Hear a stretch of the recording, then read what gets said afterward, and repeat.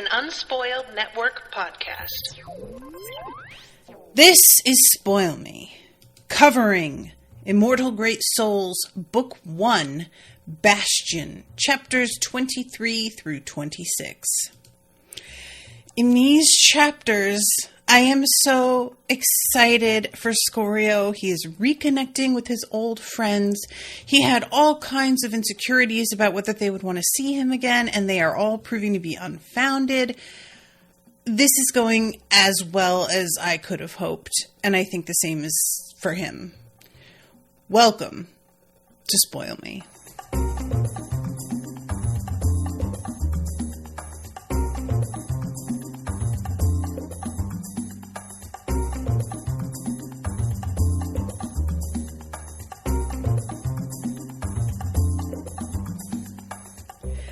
Welcome to the show, everyone. I am Natasha. Thank you very much to Dan for commissioning this episode.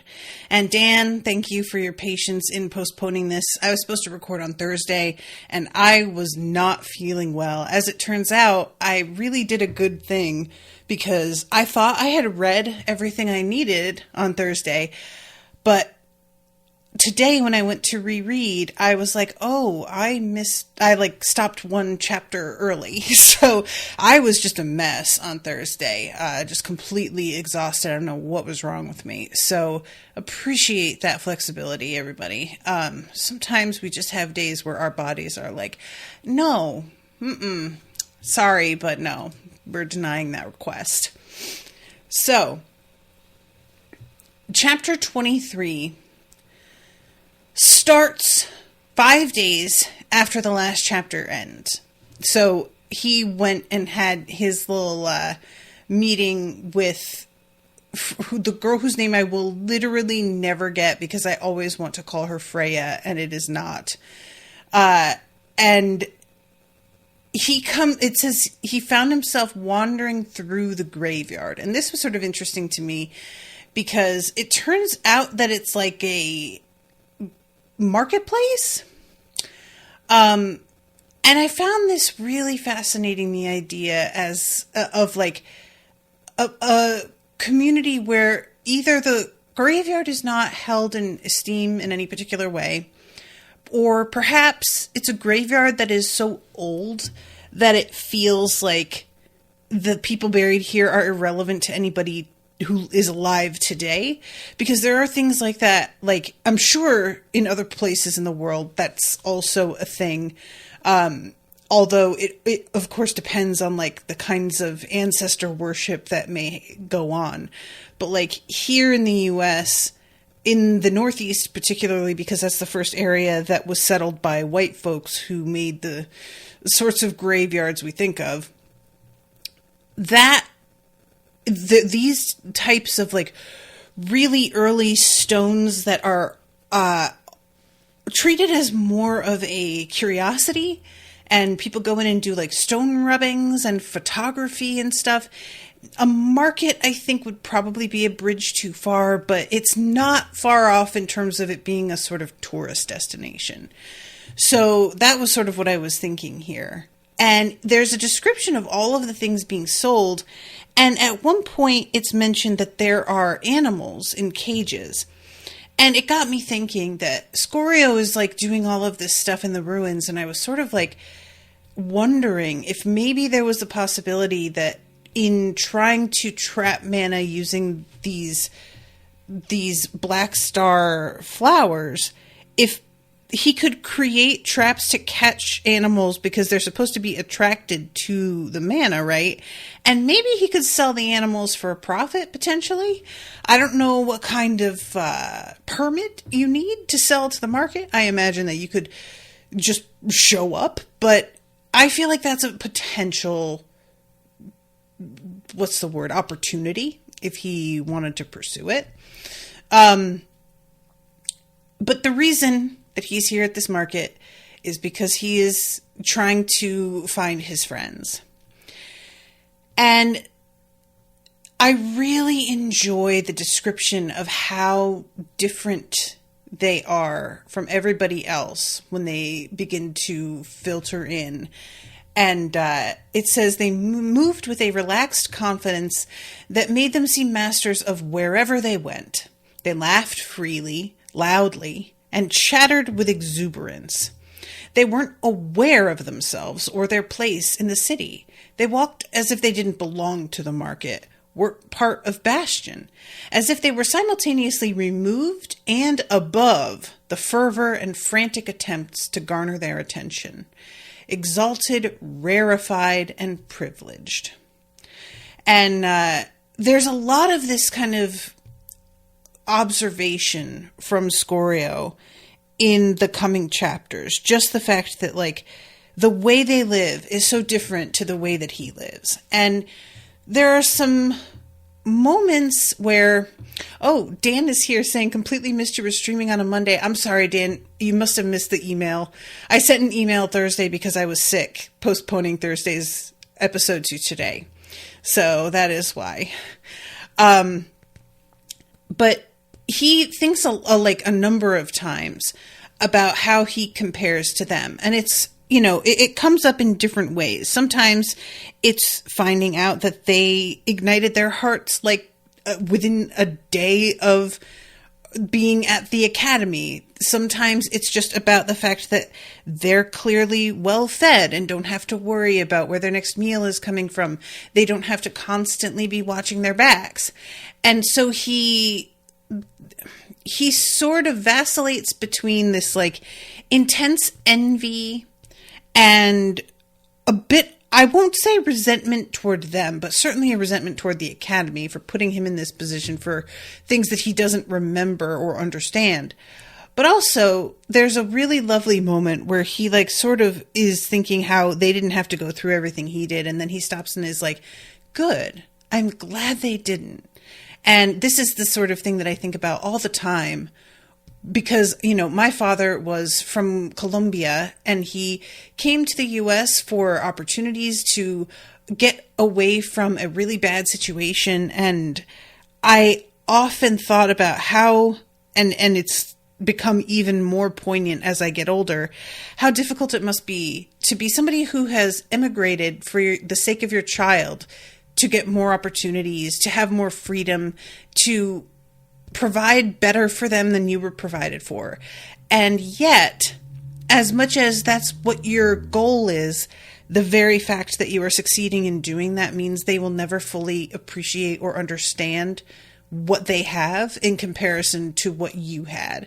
And that's the point, that you don't want them to fully get it, because if they did fully get it, they would have had to go through what you've gone through, and you don't want that.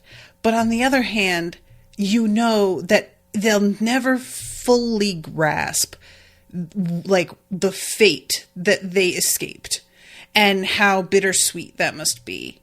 And so there's a bit of a sense of that here. And it's so interesting to see the way that he's constantly grappling with it and trying to get his frustrations surrounding that under control. So he sees Lianshi and Leonis together, and he has a moment where he's like, oh God, what am I doing? They're not going to want to be friends with me. Look at them. They're having like this great time. They have gone on and created this completely like other life for themselves that does not involve me. What am I even doing here? And he starts to sort of back away and is like, maybe I'll just watch them from afar and that'll be how I handle this. And just as he is beginning to sort of melt into the shadows, Lianshi glances back over her shoulder and spots him, and it's too late. Now he's been seen. And at first, he gets this impression because they're so shocked at the sight of him that they're not happy to see him. And it's very, very quickly dispelled because she just throws her arms around him and they're both just hugging him and so excited. And they decide that they're going to go and get something to eat at this restaurant. And I really love the difference between the delicacy that Lianshi is trying to bring to the situation with like acknowledging the difference in the way they're living to the way that he is living, versus Leonis, who's just like, you look like shit. God, you're starving. Let's get you some food. And we also should send you to a barber. Leonis, this is exactly the energy, man. I love it so much. There's no question about whether or not he's going to pay him back eventually. Leonis later on is just like, oh no, I know you're going to get me back. Like, one way or another, this is not a bad investment. So don't think of it as me just taking pity on you, although you are pitiful. I'm sure he would definitely say that. And there's this moment, and you guys, I know that this is not exclusive to anime, but I can't help at this point but think of it as an anime trope, and I find it so funny. The snotty host at the restaurant. This is just such a thing where you have the moment of people who are looking down their nose at you one moment, and then you produce some symbol, or you say the correct name, or you reveal your clothing or whatever, and all of a sudden this person who looked at you like you were lower than dirt is scrambling to please you and just falling all over themselves in order to make themselves useful to you, and oftentimes to make up for the insult that they lobbed at you with their earlier attitude. And I don't know why, but every time it happens, it's just fun. I can't, as much as I know this is such a trope, and it's like, one could say it's almost like played out. I don't actually feel that way. I just enjoy it. It's satisfying. And I just really like it every time, I'm just saying. And then when they sit down, the amount of food that comes in has Scorio literally being like, how many people are coming? Because Leonis is like, I'm coming. I'm coming to this table right now, and I am eating all of this. And they really like go in on all of that food. So he begins to tell them the story of what happened, and we find out that these artifacts that he found are actually like pretty rare because they aren't necessary for the most part for people above a certain power level. So because they're not something that's like required for the people above that amount, it hasn't been of a priority to preserve the knowledge of how to make them. Which means if something breaks or gets used up, that's a wrap on that forever. And it's really sad to Scorio to think about like this dope ass chalk that he found running out. And I fully agree, sir. Absolutely. I am holding out hope that you will somehow discover a way to make more of it, or to do something with your own like abilities that imitates it. But you guys know, I said the other day about how I feel regarding like treasures and objects and stuff, and how jealously I guard them, and it would break my heart, you know. But I do think it's really interesting that nobody knows how to replace them. There's just a lot of what is going on in this world feels like it's revolving around memory loss. Like, the ruins, how did they happen? We don't know. Why did the portal close? We don't know. Like, there is so much about the ways in which everything has shaken out that feels either lost to the mists of time or purposely obfuscated. And I'm going to go ahead and say it's purposeful. There is something to me about the fact that, like, you're going to get attached to Bastion.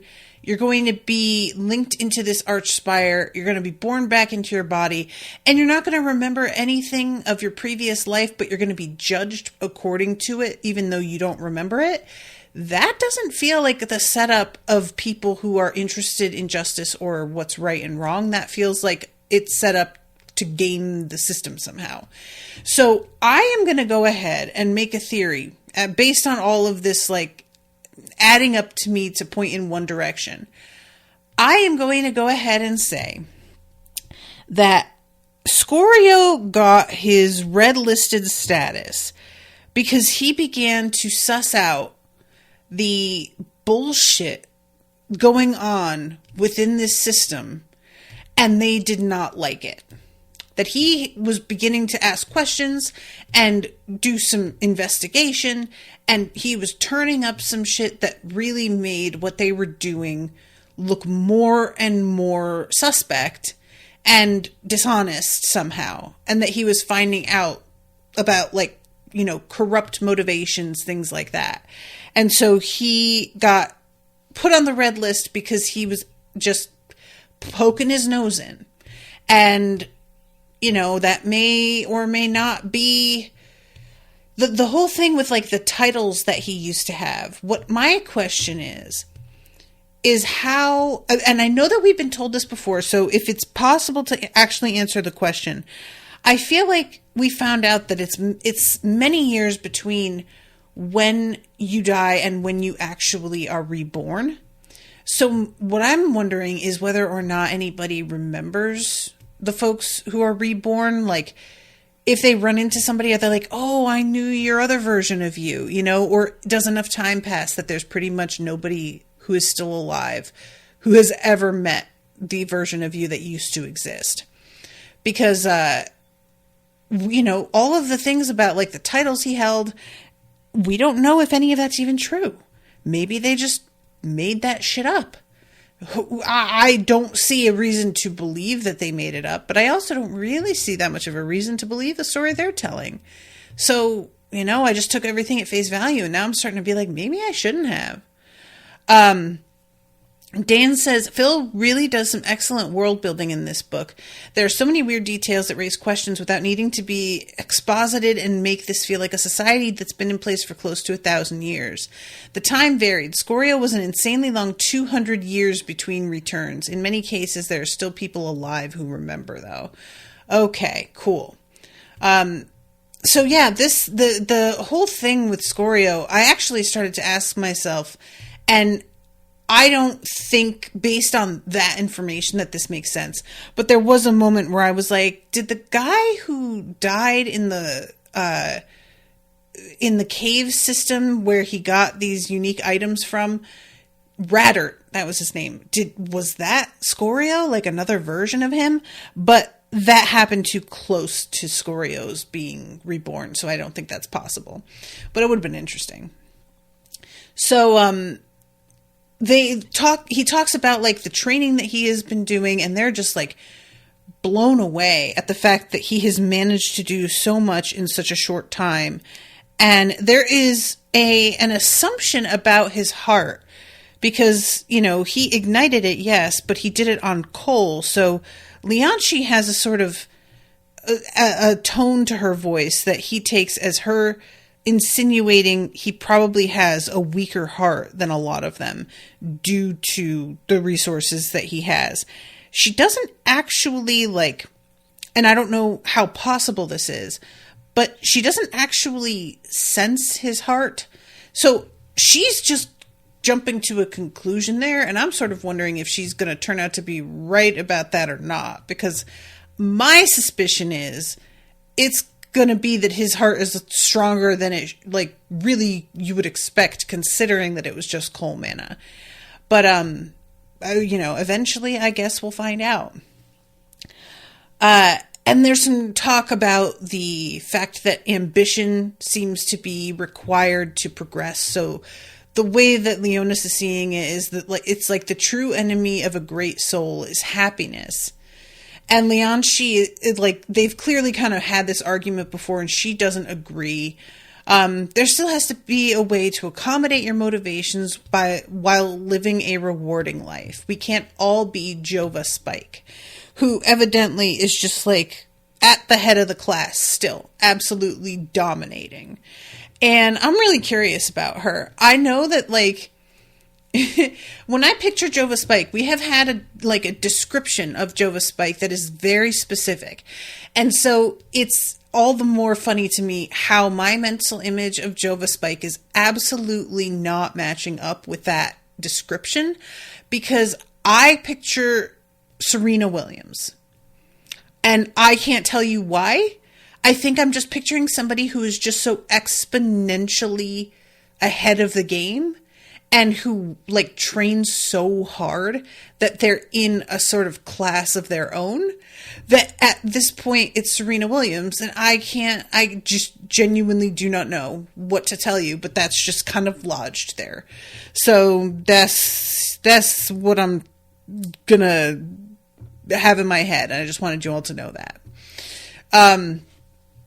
So then they have some talk about the first trial, and the two of them haven't done one yet. But they talk about like the differences in the ways that your results can manifest. Some of them are for ranged attacks, some are in close attacks. The in close attack is like what Naomi has going on. And I have to assume, because of the way that it's described, that, you know, our guy on the cover is Scorio after having done something that like altered his body, and that is what's going on there. But I have no idea what the advantage of it is. It looks like, if I'm just going off cover art, as if it's a sort of body armor thing going on. But sometimes cover art has almost nothing to do with the actual book. That's a weird thing that can happen. I think nowadays, especially because a lot more is getting sort of self-published or done by indie enterprises, that the cover art tends to match a lot better.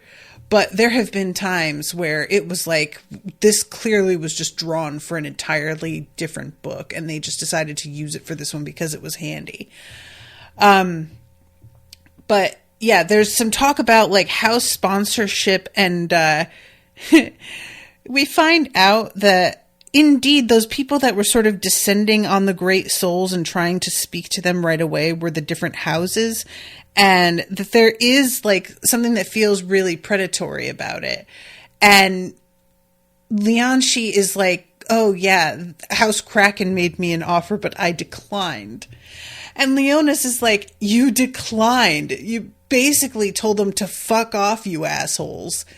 And she's just like, well, you know, I was upset. They had just dragged you away, and then they had me come up and are trying to get me on their side. Like, I didn't want anything to do with any of them.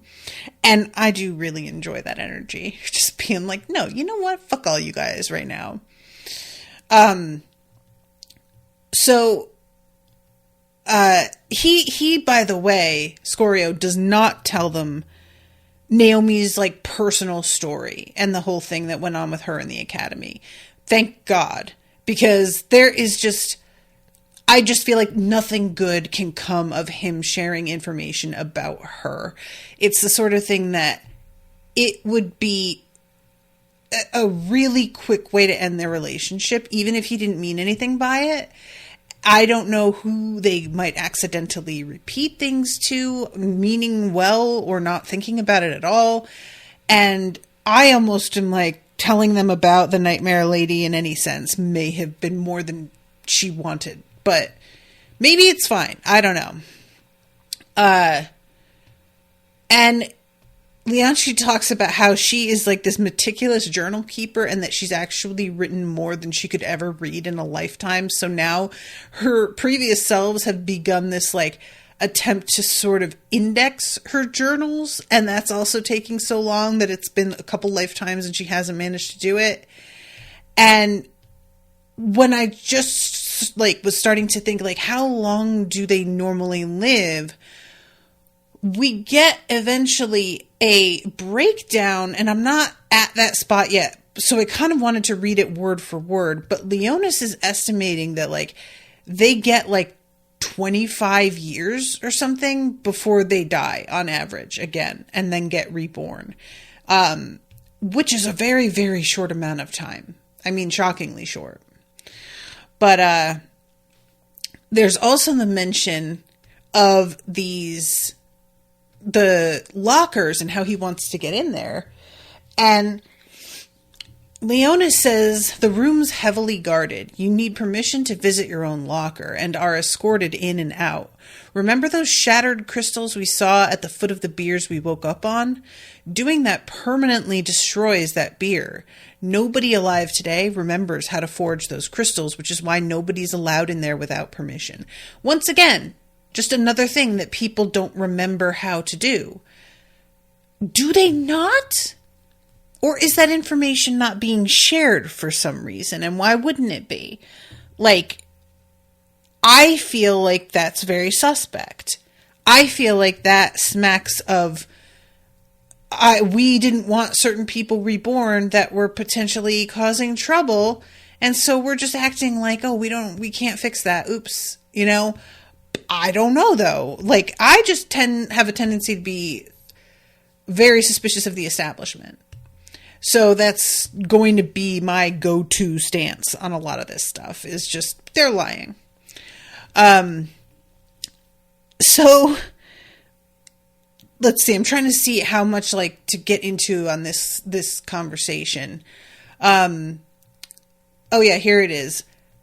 Everything is focused on that last run. Our first was merely a gauge of our potential, but we've been told repeatedly that many that did the worst the first time round used that as motivation to excel, while the best often grew complacent and slipped down the rankings thereafter. Only those who place in the upper half of the cohort will be invited back to do a second year at the academy, which is motivation enough. And yeah, I definitely feel like I would probably be somebody who would grow complacent.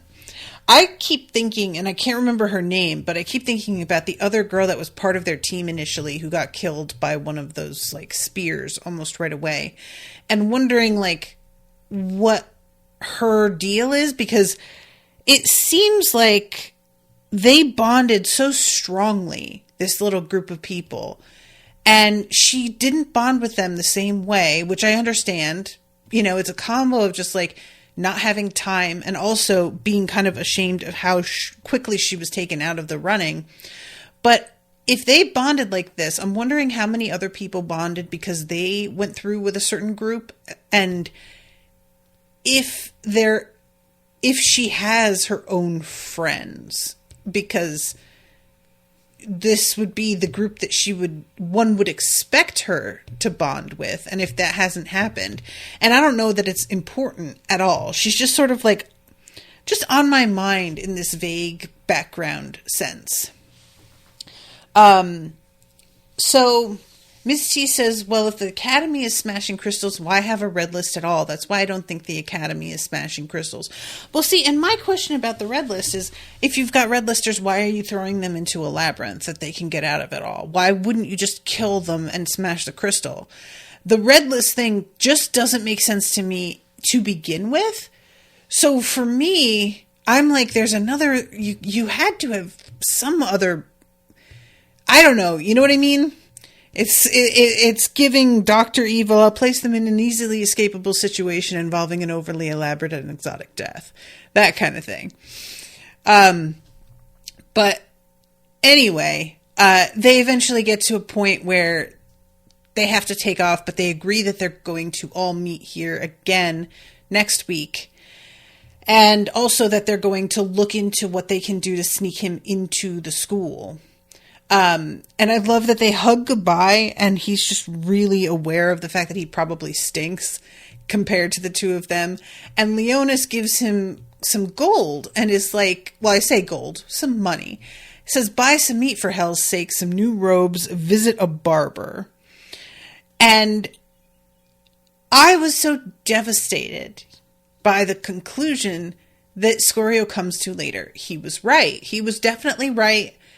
And I fully acknowledge that. But he eventually is poised to go into a bathhouse.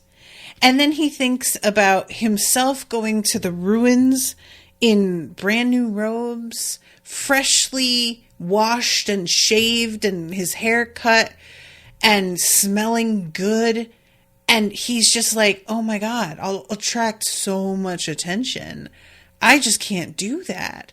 And I was just so devastated, because there is nothing like a hot bath after being grimy and getting to indulge a little bit in a makeover, basically.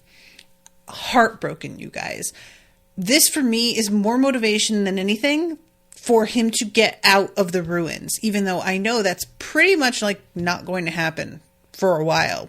The ruins are too valuable a resource in a lot of ways, but I just really wanted him to be able to like just treat himself, and it was hard to watch. So it says just 8 days till Scorio could see his friends again, but heading back to the ruins, it felt like a year. If anything, their encounter had driven home how squalid his life had been up until this point. And as he's like looking around for somebody to give him directions to a bathhouse, he comes across this food vendor stall, and there's all this exotic fruit, and this vendor is a total dickhead. He is he first of all is assuming that Scorio's trying to steal from him. Then when Scorio's like, I've got money, how much for some of these melons? He's like, first of all, those are apples, you fucking idiot. And second of all, and then he names a price that literally makes this old woman nearby gasp in shock. And I love the fact that when she like gives him this disapproving look and like just acts affronted, he actually blushes because he knows good and goddamn well that he's trying to rip this man off. And he tries to say, well, he needs to pay for all the potential clients he scared away. She gives, and this was part of what made me sort of wonder, but she gives Scorio her chit to get into the bathhouse that's like, you know, around the corner somewhere. And when she gives this to him and he later decides not to use it, I sort of wondered if that chit was going to come in useful in some other way. And I almost, this is something that I'm sort of like, is it possible? Because she is very understanding of the fact that like circumstances can fuck you up. She says, one day I'm sure you'll be in a position to help another. You are not your circumstances. And he gets really, really emotional over this. And I couldn't help but be like, is this going to be like a Jean Valjean situation? Where like he gets, something goes fucking wrong for him and he has her chit and like asks for her help. You know what I mean? I don't know. I'm just thinking about the old man who is like, no, we gave him those candlesticks. You know, if you don't know what I'm talking about, I'm sorry. That's a Les Mis reference. But anyway, this moment is just really sweet. She's doing something nice for him. I did sort of wonder, like, if he doesn't use her chit, can she just not go to that bathhouse again? Like, what happens? Because I'm assuming the way that it would work would be he hands in his chit as a guest, they hold on to it, and then when she comes, she's like, hey, can I have that back? But if he never uses it, does she get a new one? This is the kind of shit I think about, you guys. So finally, he takes a bushel of those apples because this guy is like, the vendor is feeling like he really got put in his place and he needs to make it up somehow. And so these apples have like gold mana, just like a tiny bit, which makes them incredibly like refreshing to eat. And I am really wondering if there's anything that he could make out of them beyond the juice that, you know, is its own thing. But yeah, the way that this it felt like a spring shower after months of arid heat. Not nearly enough to fill his heart, barely enough to give him more than a passing sensation of pleasure, but it was still a delight. And I just am really fascinated by this, and it opens up so many possibilities for the things that they've got access to at the academy that he doesn't, that they just take for granted, you know? So instead of going to the bathhouse, he decides to go back to see Jalan the alchemist, who is just as suspicious of whether Scorio has money as this other vendor was. And Scorio is here to buy that black star flower, like, pattern treatise, it's called. Which Jalon clearly thinks he stole this money, and that's how he got it, and is a little bit sort of like, I don't know, but money's money, and he takes it. And then he says something like, I have some other ways for you to get mana that aren't as difficult as the way you've been doing it if you want to hear. And Scorio says, I'd love to hear them, as long as they don't involve me being part of society, drawing the attention of the houses or the academy, or requiring more coinage with which to begin the process. When you put it that way.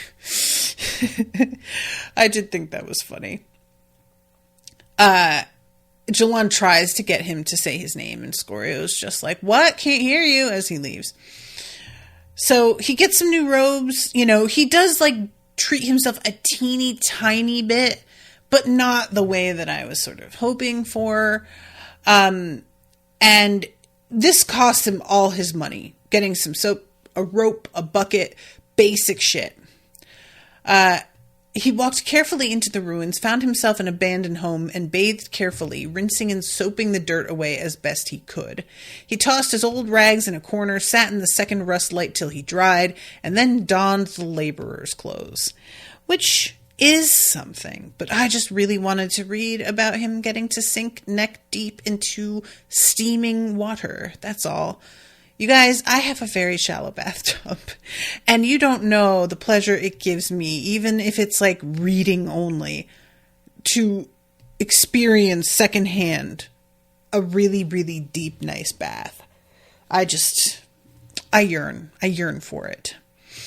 So he reads this treatise and he finds out about the way that he can extract seeds from these flowers and plant them in such a way that the pattern creates more the way that this works, I'm not going to get into, but suffice to say, it would take a lot of plants and everything would have to kind of go perfectly. Like, all of this, the soil that he finds would have to be really rich and they would have to be able to sprout there.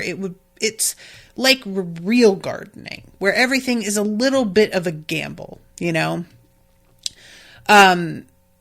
So he's got his plans here. He's like going through these flowers that he has and finding the seeds and setting them aside. The page after that outlined ideal planting techniques. Each quarter seed would need at bare minimum a square foot of soil in which to grow. 150 square feet, roughly a square 12 feet by 13. The next sheet detailed methods of harvesting the coal manna from the plant. The trick involved the delicate insertion of a slender tube into the stem to intercept the coalesced manna as it made its way down to the new seed. And as he's looking at all of this, he is just like, God, how am I going to keep, like, predators away from this?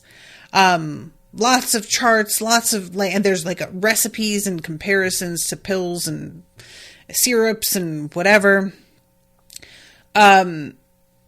So he looks through all of this, and Noemi had told him advanced practitioners could split the mana into 2 into 4, directing the parts into separate techniques or treasures. So he attempted to do the same and failed. But still, he worked at the exercise until at last he drew the coal into his heart and ignited it with a flexion of his will. And he told Naomi he might be out all day, not knowing how his meeting with Leonis and Lianshi would go, and so had the evening to himself. And he goes out into the ruins and comes across this bizarre creature. It's really funny because when he walks in and finds it in this temple, eating this, I think it's like some worm, some weird thing that it's eating. Scorio says, wrong temple, sorry, I'll take the next one. As if it was like a cab that he hailed that had a monster in it. I don't know why, but that really tickled me.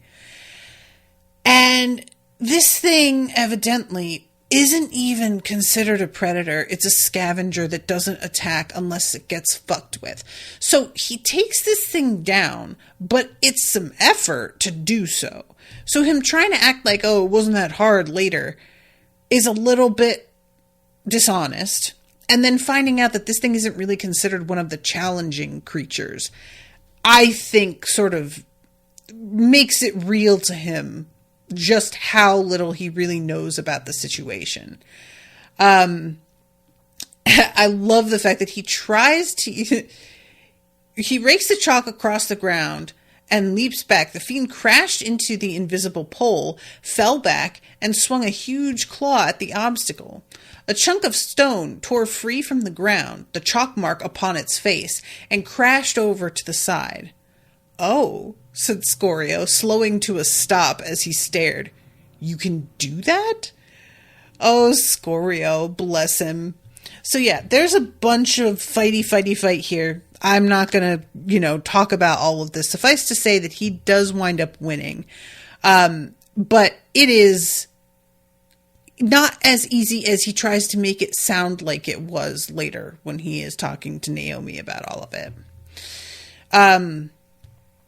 He considered what the fiend had been eating, a huge jellied snake, translucent but for a wire of jet black that ran its length. This wire was what the fiend had been feasting on, and summoning his heart, Scorio examined it. And what I kept thinking about with this, if you've read the Cradle series, is the binding that's in the heart of sacred beasts in that universe. And this just really sounded like something similar, where it's like an artifact that would be used to create weapons or just objects in general, and that the thing at the center of it is what draws its power in, sort of like a central nervous system, but for magic, is the way I think about it. So I don't, he takes it because he can tell that this shit is somehow important, but he clearly doesn't really know what to do with it yet. So I'm trying to find, he slid his hands into the pale blue goo that filled its interior, feeling his way down into the cool gunk past ridges and facets and weird soft tubes, till at last his hand closed around a large chunk of warm stone. He drew it out, having to ignite his heart again to tear away the ligaments that held it in place. It was a hunk of copper the size of his fist, and he had to wash it with some of his water to reveal its details. He saw its form was convoluted and complex, a great skein of metal that revealed ever more detail the closer he examined it. So, I'm really, really interested in what this is and how it can be used. And the fact that he, doesn't know anything about this is, leading me to believe that Naomi hasn't told him, and I can't decide if it's because she doesn't like to mess with these creatures and so it's simply not come up, or if she's hiding information from him still, because after the conversation they wind up having later, it's very clear that she is still not seeing him as a friend yet, even though her behavior is pointing to the fact that she kind of does. When the subject is verbally brought up, she doesn't want to admit it at all. So I can't help but think if she's that resistant to the concept of their being friends, then there may be some other stuff that she's continuing to hide from him and justifying to herself because, we're not friends. This is transactional. He didn't need to know, or he didn't ask specifically, so I don't have to tell him. I don't know. So let's see. Pursuing his lips, Scorio found the curvatures of the city up and around from where that huge building stood.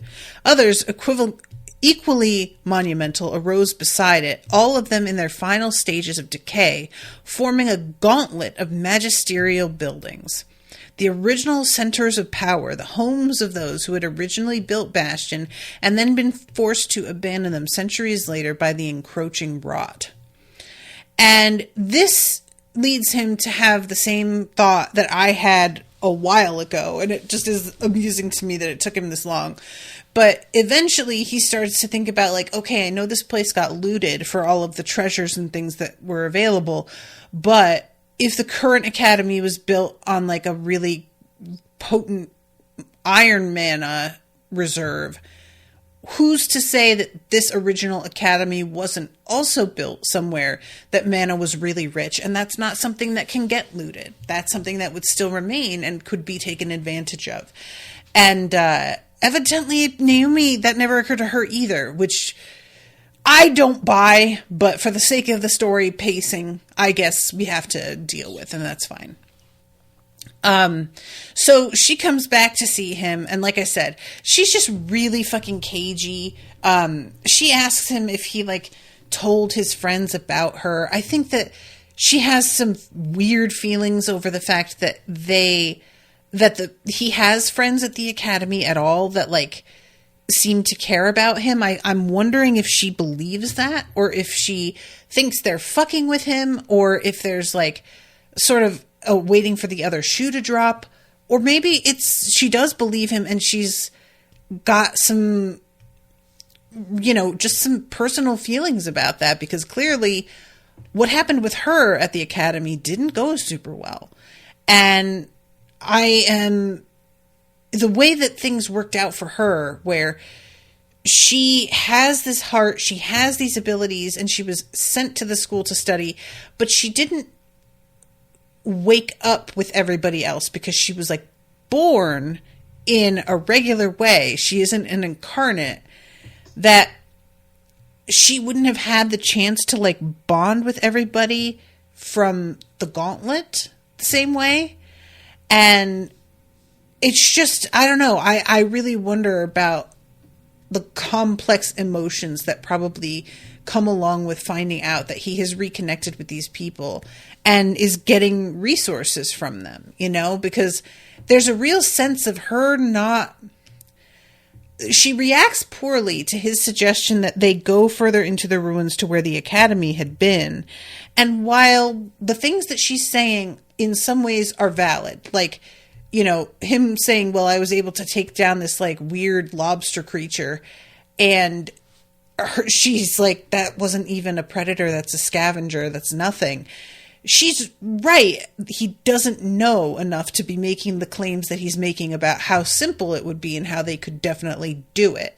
However, I got the impression that she was being even more, like, negative and obstinate than usual, because him meeting with his friends put her in a bad mood to begin with, and she just wasn't really open to the suggestion, because she wasn't really open to any suggestions, because she was just fucking something in her head had already been kind of knocked askew by the news of their reunion and how well it went. Like, I almost wonder if he had gone ahead and done this and his friends had reacted poorly and not wanted to reconnect with him, if she would have preferred that in some weird sort of way, because it would reinforce her feelings about what people at the academy are like. And what I feel like we're running up against between the two of them continually is simply the fact that her lived experience is so different from his, and he is going ahead and pushing through despite being just sort of like thrown to the side and left to die, that she's getting more and more pissed off at the fact that he is managing to make forward progress in a way that she has long since abandoned any hope of being able to do for herself. And up to this point, him managing to get by with, like, igniting his heart and the black star flowers and all of this, that's one thing. But involving friends at the academy who do have resources and are willing to help, that is a whole other, like, sore spot for her. So I would like getting some POVs from her in this story. I don't think we're going to. Perhaps we may we had like a sort of moment with Lianshi a little while back, so we may get something like that with her. But I just really, I feel for her. When I say all of this about the way that she's reacting, I'm not trying to imply that this is just her being really childish or shitty.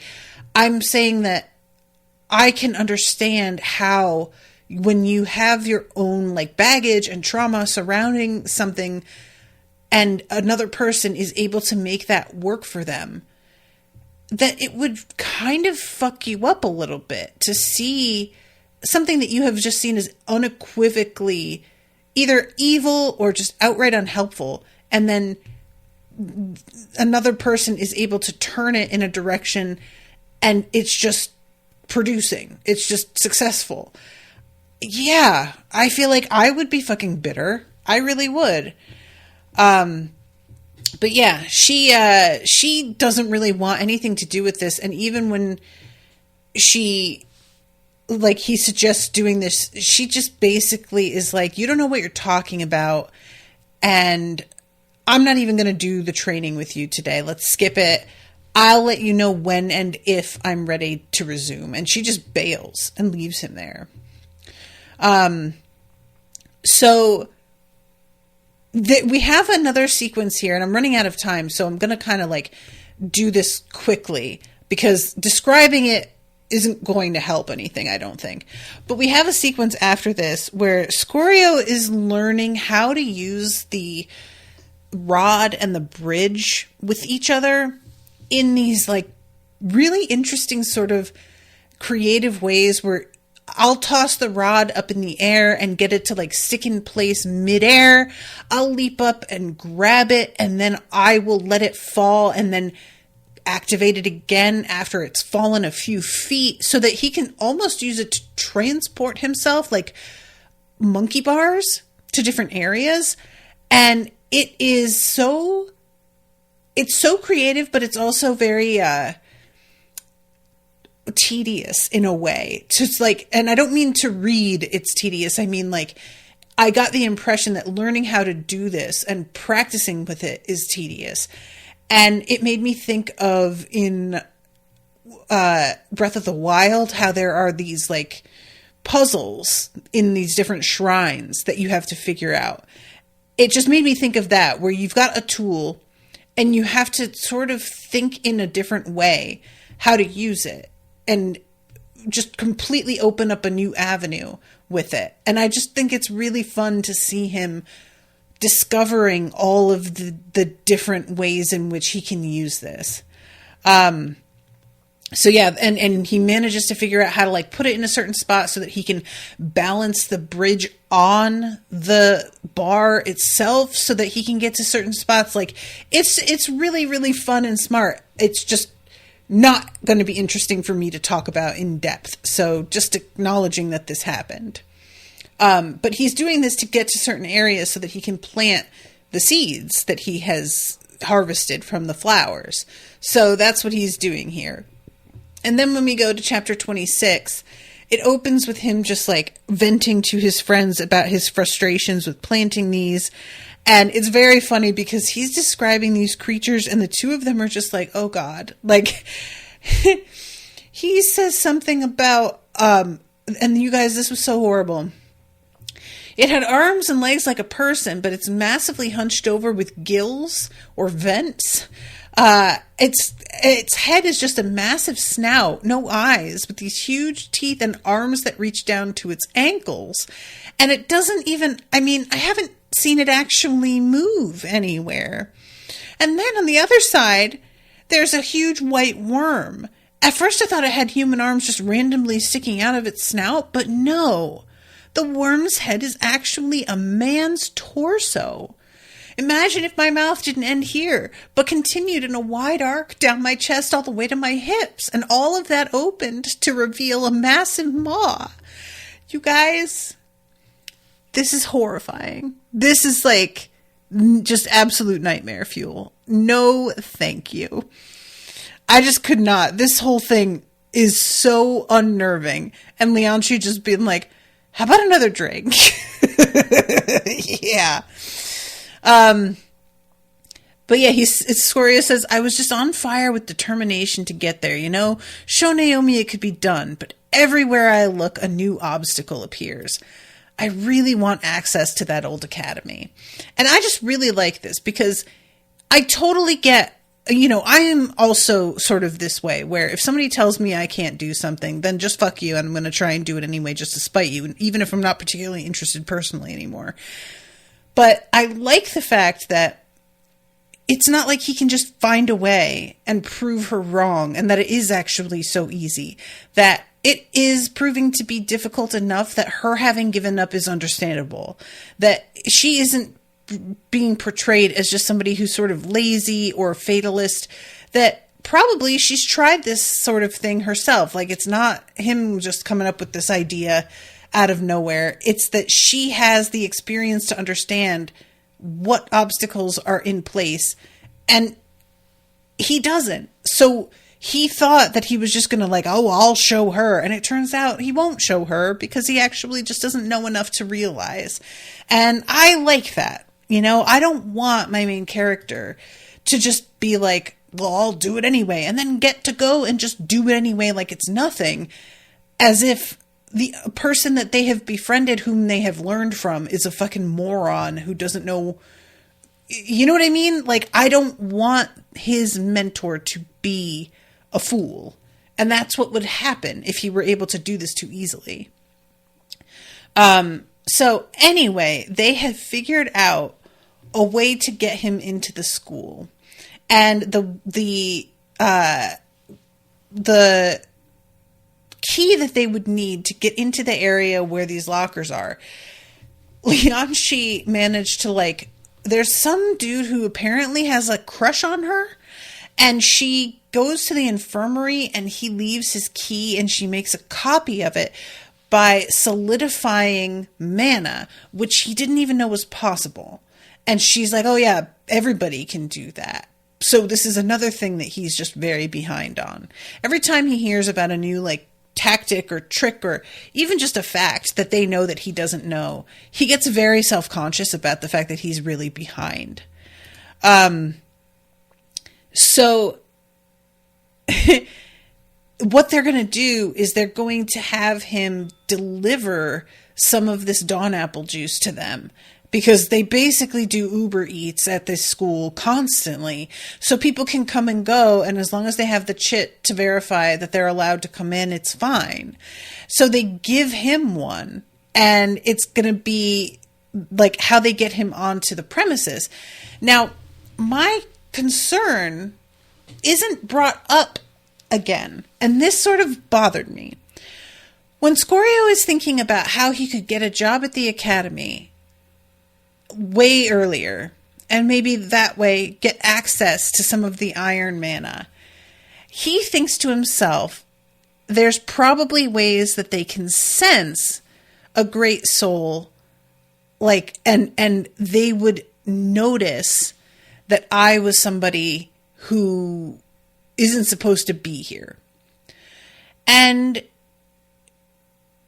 it doesn't occur to him here. Now, I think what he was thinking when he sort of decided that idea wasn't going to work previously was that they do a screening process when they're hiring, and that they won't do something that in depth if you're just coming to the building to drop something off and then leaving. But the way that I was thinking about it at the time was not, it's a screening process. I was literally thinking about it in terms of a metal detector that you walk through, that kind of thing.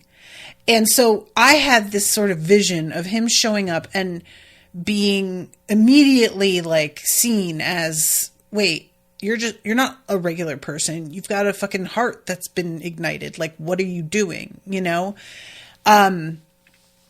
And there is a moment when he gets there. I'm sort of skipping over because Lianshi gives him the sublime purification pill. This is the thing that she had saved after she had won this other thing. And she is clearly feeling a bit of a way about it because it was a symbol of her faith in him. And she feels guilty at the fact that she eventually sort of let go of finding him, because it just seemed like there was no way it was going to happen. She kept pushing for it and was being threatened with being punished by being tossed through that door herself if she kept pushing the issue. So she's just clearly, there's a little bit of guilt attached to this gift. But we find out also that Leonis had once been known as the Grim, which is just wild. The Golden King, favorite of Aragoth and wielder of Nezar. The highest rank I ever attained was Pyre Lord, which I'm positive is wrong. And then she has, what is hers? Here it is. The Nun of the Red, guardian of the second death and bestower of the final grace. Which, final grace really just sounds like death to me. Like, you have like a religious bent about it, but you're still out here killing people. You know what I'm saying? It's giving Faceless Man a little bit. So here's the thing. Divided the math that he does, divide that by 120, and on average I'd live 4 or so years each time I'm reborn before dying. Oh my God. So much less than I said. So much less. Yikes. That is so short. I average about 6 before dying, says Lianshi, a dismal number. And Scorio says, well, Praximar looks a lot older, and Leonis says life was much tougher in the beginning. Bastion was constantly besieged by the fiends we came here to fight. New incarnates like ourselves would be placed on the walls within months of being reborn, if not sooner. The attrition rate was terrible. Over time, the demons were driven back, and now we great souls tend to live much longer, with the best or most fortunate of us making an actual drive for the pit. So no, the averages don't tell us much. Hasn't stopped people from trying to wrest meaning from them. And the pits are the source of all mana and where demons come from.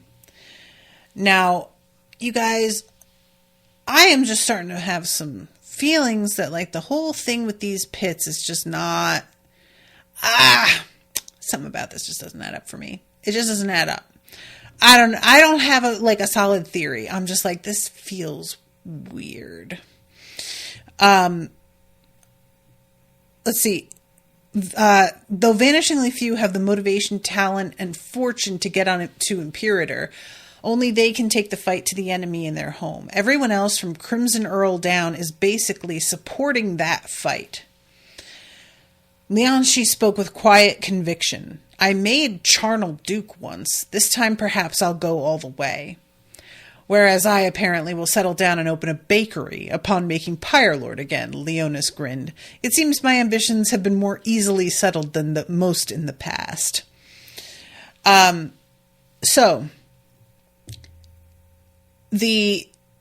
see. Oh yeah, here it is.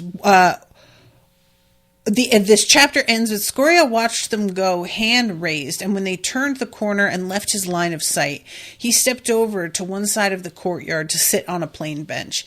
Taking the golden chip back out, he turned it over and over between his fingers. What would he find in his locker? Leona's talk of averages had provoked a question he dared not ask. Why had he only been reborn 6 times? Why had it been over 233 years since he'd last been reborn? And that is the end of chapter 26.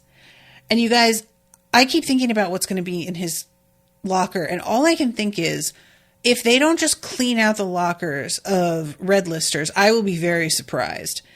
Like, if people's lockers tend to get raided anyway, folks that they know are going to be coming back, a red lister, I would assume it's part of like just straight up maintenance, that you go through their locker and you take all that shit out and clean it out.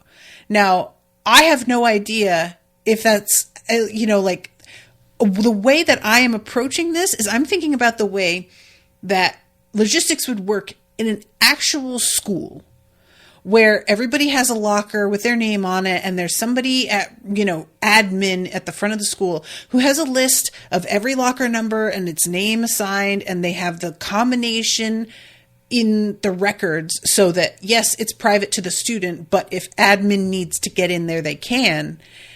I'm thinking of it like that. And even though I know it's supposed to be that only somebody with the soul can open it, obviously that's not a hard and fast rule, or else they wouldn't be able to raid those lockers. So I have a bad feeling that his locker is going to be fucking empty, that there's going to be a whole other thing that happens when he goes into the academy, and his actual objective of the locker is going to turn out to kind of be nothing, and that he's going to get sidelined by something else. I want there to be stuff in his locker. Just to be clear, I really, really want that for him, but I just don't see it happening. I just feel like, I don't know. I just feel like there's not going to be anything in there. And I think he's going to be real mad. All right, guys, I have got to wrap up, but I'm really enjoying this coverage, and I am excited that I get to read right away and record again tomorrow, because it's Monday and I don't normally record Monday. So I get to read right away and find out what happens. Thank you all so much for joining me. Thank you, Dan, for commissioning this. And until next time, toodaloo, motherfuckers.